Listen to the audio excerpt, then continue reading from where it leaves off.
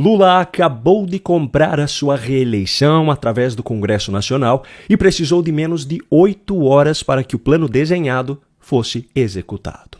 Acompanhe aqui comigo os fatos, pois o conjunto deles vai fazer com que seja muito fácil entender o porquê eu fiz essa afirmação.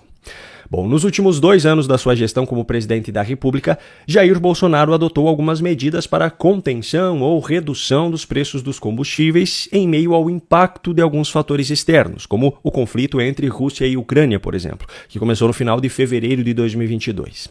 Ainda em março de 2021, por exemplo, o então presidente zerou os impostos federais sobre o óleo diesel e o gás de cozinha. Em 2022 foram zerados os impostos federais sobre a gasolina e o etanol. Também em 2022 houve aprovação no Congresso e sanção do presidente em relação à alíquota do ICMS dos combustíveis para todos os estados. Pois bem, Lula, seja enquanto ainda pré-candidato em 2022, seja como presidente, e foi assim durante todo o atual mandato, sempre atacou absolutamente tudo que o seu antecessor fez, e as medidas relacionadas aos combustíveis também foram alvo desses ataques. Ainda em 2022, por exemplo, o petista reclamava que o adversário deveria dar canetada na política de preços da Petrobras, e depois o acusava de reduzir o preço da gasolina porque havia roubado o ano inteiro. Já como presidente da República, Lula continuou fazendo todo tipo de ataques, e eu separei aqui um exemplo muito claro e muito específico sobre o assunto desse vídeo. Em julho de 2024, durante uma entrevista à Rádio Sociedade da Bahia, Lula incluiu as medidas relacionadas aos combustíveis no mesmo balaio de acusações sobre o quanto seu antecessor teria mobilizado de recursos para comprar a sua reeleição. Se você estiver assistindo a esse vídeo com fones de ouvido, coloque os dois, pois o som da entrevista ficou em apenas um dos lados. Silvana, você sabe quanto de recurso foi colocado nos últimos 2 anos para tentar ganhar as eleições? O equivalente a 60 bilhões de dólares. Eu vou traduzir em reais. 300 bilhões de reais. Na tentativa de não perder as eleições, comprando voto, dando dinheiro para taxista, para motorista, distribuindo dinheiro para todo mundo, sabe, fazer isenção, fazer desoneração. O tipo de medida ao qual Lula se refere é chamado normalmente pela imprensa de pacote de bondades. Esse termo é importante para que você entenda a comparação que vem a seguir. Ok, fica claro que, para Lula, medidas desse tipo, nos 2 anos anteriores à eleição, fazem parte da estratégia para comprar a reeleição, certo? Isso ficou claro para todo mundo. Pois bem, agora vem uma comparação muito, mas muito simples. As medidas de incentivo à economia adotadas por Lula, que a imprensa chama de pacote de bondades, considerando somente aquilo que tem impacto econômico neste ano de 2026, já somavam 280 bilhões de reais até o início deste mês de agosto. E quem disse isso foi a própria Globo, aquela que, assim como Lula, tanto bateu e bate até hoje em Bolsonaro. Então não há margem para contestação no sentido de que foi um veículo que se opõe ao governo Lula. E ainda tem mais um detalhe muito importante no caso de Lula. Desde que esse pacote de bondades vem sendo noticiado, e conforme ele vem crescendo ao longo dos últimos meses, sempre tem ficado claro que mais de 90% dos recursos estão fora do limite de gastos. Se parássemos esse vídeo por aqui, eu já teria mostrado o suficiente para afirmar que Lula está comprando a sua reeleição, da mesma forma que acusou seu adversário de ter feito. Isso sem falar na questão do teto de gastos.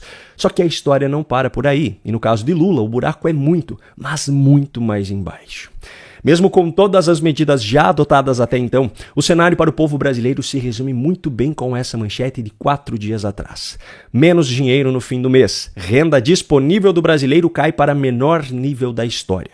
Isso significa que, depois de se alimentar e de pagar as outras contas básicas para sobreviver, o brasileiro nunca teve tão pouco dinheiro no bolso como tem agora. A Globo escalou até a militante malabarista Miriam Leitão para tentar jogar a culpa na sensação do cidadão e não no governo. Às vezes você tem a sensação de preço alto, sensação de carestia, mesmo quando os índices estão mostrando queda. Só que aí surge no Congresso Nacional um projeto de lei complementar, o PLP 114 de 2026, chamado de PLP dos combustíveis, enviado pelo próprio governo. E olha só que curioso, até poucos dias atrás, Lula e Davi Alcolumbre, presidente do Senado e do Congresso, estavam meio brigados, afastados, principalmente por conta da rejeição da indicação de Jorge Messias ao STF, articulada pelo próprio Alcolumbre e por Alexandre de Moraes. Até que o próprio Moraes reuniu os dois em um jantar na sua própria casa poucos dias atrás. Quando questionado sobre o assunto do encontro, Alcolumbre disse à imprensa que era segredo. Ali a relação começou a voltar à sua normalidade. E então chegamos à fatídica quarta-feira, dia 12, também conhecida como ontem. Por volta das 10 horas da manhã, como constava na própria agenda oficial do presidente, Lula se reuniu com Davi Alcolumbre no Palácio da Alvorada. E um dos assuntos tratados foi justamente esse PLP dos combustíveis. Ali ocorreu o alinhamento que faltava para a consolidação da compra da reeleição através do Congresso Nacional. Com Hugo Mota, presidente da Câmara, o caso já estava resolvido, tanto que ele já havia até anunciado publicamente apoio à reeleição de Lula nessa semana. Pois bem, menos de 8 horas depois do fim da reunião entre Lula e Alcolumbre, por volta das 6h30 da tarde, Câmara e Senado já haviam aprovado, com o apoio de todo o Centrão, o PLP dos combustíveis. E veja só o que esse texto permite. O governo vai poder usar a receita extra a partir de royalties da venda de petróleo para compensar uma redução temporária nos impostos federais sobre os combustíveis. Ou seja, o governo Lula ganha o impacto eleitoral que precisava, mas sem ter qualquer prejuízo na arrecadação que tanto preza. E o texto ainda trouxe outros jabutis fiscais que eu vou deixar para outro momento. O centro da questão aqui é: Lula acusou seu antigo rival de comprar a reeleição em 2022, só que agora ele está fazendo muito mais e através de manobras absurdas para comprar a sua reeleição. E a cereja do bolo? Quem deu esse presente para ele foi o Congresso Nacional. E para isso Lula precisou de apenas uma reunião com o Alcolumbre e 8 horas para a execução do seu plano. Só que ainda tem mais um detalhe que é crucial nessa história. Esse PLP, com todas essas manobras que foi aprovado ontem, não é a primeira medida envolvendo os combustíveis agora na véspera das eleições. O governo já empurrou goela abaixo na população um novo aumento no percentual de etanol na gasolina, agora para 32%. Isso entrou em vigor há menos de 2 semanas. Enfim, em resumo, aquilo que Lula afirmou ser uma compra de reeleição está sendo feito por ele agora, só que de forma muito maior, muito pior e ainda de forma suja, com base em mentiras, em articulação política e sem sacrificar em nada a própria arrecadação. O único que vai pagar por essa conta é o povo brasileiro.